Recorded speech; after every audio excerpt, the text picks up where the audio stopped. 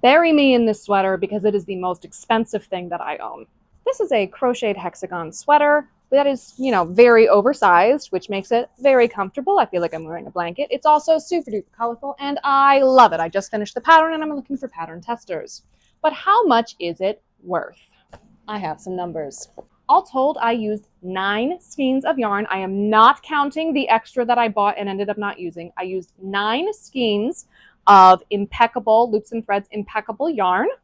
And then I used 3 skeins of soft classic yarn.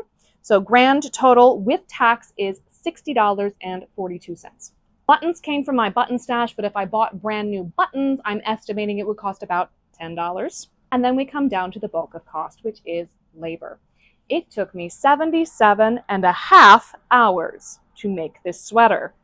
That is not including swatching, gauge swatching, pattern development, and the entirety of the first sweater that I started and had to frog because I was ending up with a giant mess of a spiral. This sweater, from start to finish, 77.5 hours to make.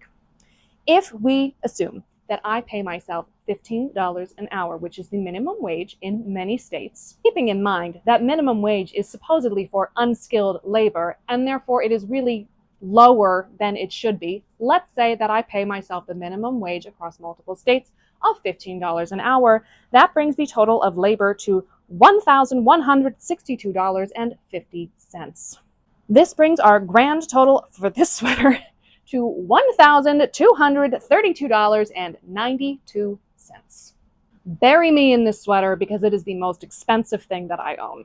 And I mean that facetiously because really, please cremate me and put me in a porch goose and then dress me up for holidays. This is an heirloom and I will haunt you if you burn it. Also, it's acrylic, so bad for the environment. Don't burn this.